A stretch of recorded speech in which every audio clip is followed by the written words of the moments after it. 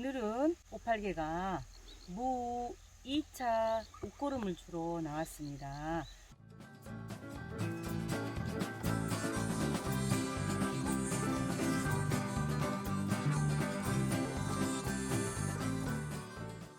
(1차) 옷고름은 파종 20일에 1차 옷고름을 주고요. 그로부터 15일, 그러니까 파종으로 치면 35일에 2차 옷고름을 주면 무 농사에 있어서는 옷고름 주기 시기가 다 맞춰집니다. 그러면 옷고름 양은 어느 정도 할 것이냐? 바로 1차 옷고름 줄 때하고 똑같은 양입니다. 바로 요소 비료하고 염화관리 비료가 필요하겠습니다. 그러면 그 양은 어느 정도 하냐면 요소 11kg에 염화가리 8kg 분량으로 하면 되는데, 이거는 300평을 기준으로 했을 때의 양입니다. 그래서 두 개를 합치면 19kg입니다. 19kg를 g으로 하면은 19,000g인데, 한 평당 10주를 심었다 계산했을 때 300평의 경우에는 3,000주를 심을 수가 있습니다. 그래서 그걸 기준으로 하니까 한 주당 6g 정도가 필요합니다. 그래서 이거를 10평 기준으로 해서 그러면 바로 요소는 이거는 10평 기준입니다. 360g만 필요하고요. 염화가리는 260g만 있으면은 10평. 그러니까 주수로 말하면 한 평에 10주 잡고 100주 정도 할 수 있는 그러한 비료량이 되겠습니다. 그래서 이 비료량을 이제 한 군데다 합쳐야 되겠죠. 그래서 이거를 염화가리 260g 하고 요소 360g을 이렇게, 그러면 이거를 줄 때 한 주당 6g씩을 계산하려면 복잡하잖아요. 그래서 일회용 스푼, 이게 딱 깎아서가 한 10g 나오는데 12g 정도 되니까 이거를 이제 이렇게 좀 쓰두거니 해서 이렇게 재면 한 수저씩 넣으면 되겠는데, 이 한 수저를 얼마만큼 주느냐? 바로 2주당 한 수저씩 이렇게 주시면 되겠습니다. 그래서 지금부터 제가 이제 주겠는데요. 자, 보세요. 2주당, 자, 보세요. 이렇게 열고 여기다 이렇게 줘요. 주고 딱 빼면 이 안에 있는 흙으로 딱딱 덮어주시고, 옆에 있는 흙을 가지고 복도를 해서 땅땅땅 이렇게 해주시면 돼요. 2주 줬죠? 그러면 이렇게 2주가 아니고 또 이렇게 2주가 되겠죠? 여기에다가, 자, 보세요. 이렇게 저기 하시면 옆에다가, 이렇게 대각선에 옆에다가 딱 해서, 자, 보세요. 이렇게 주는 것이 더 쉽겠습니다. 한 수저 정도 딱 넣어서 안에 흙을 이렇게 덮어주고, 여기에다가 바람이 통하지 않게끔, 바람에 날리지 않게끔 흙으로 여기를 이렇게 딱딱 이렇게 해주시면, 무나 배추에는 항산가리가 황이라는 성분이 필요치가 않습니다. 그렇기 때문에 염화관리를 사용하는 것이 좋습니다.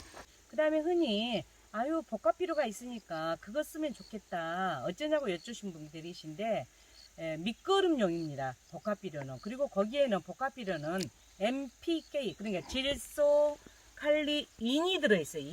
인은 전량 밑거름으로 쓰는 적이기 때문에 추비에는 질소질 비료인 요소하고 칼리 성분이 들어있는 염화가리를 사용해 주셔야 잎과 뿌리를 튼튼하게 해줍니다. 근데 어떤 분들은 그럼 요소만 주면 어쩌냐 그런데, 잎만 무성하게 자라버리고 뿌리가 튼실하지 않으면은 어쩌겠어요. 무는 밑에 그 구근을 먹잖아요. 또 위에 잎도 먹지만, 그러기 때문에 위에도 튼튼하게 밑에 구근도 튼튼하게 해줘야 되기 때문에 질소 성분이 들어있는 요소와 염화가리, 칼리를 주셔야만이 된다는 것을 꼭 말씀드리고, 그 다음에 이제 2차 옷고름 줄 시에 해줘야 할 일이 있어요. 지금 제가 8월 25일 날 이렇게 무 파종을 해서 전부 다 한 주씩 남기고 이렇게 해놨더니 엄청 잘 자랐어요.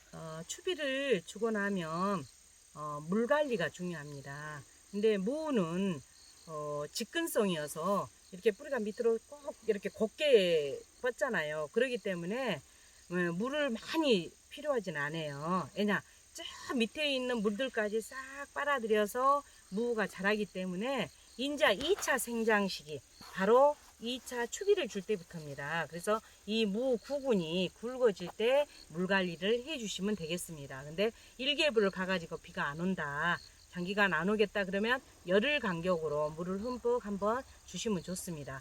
그리고 이 무도 수확 한 달 전에는 이제 추비는 더 이상 안 줘도 되거든요. 그리고 물도 한 달 전에는, 수확 한 달 전에는 안 주는 것이 무가 더 맛있다고들 합니다.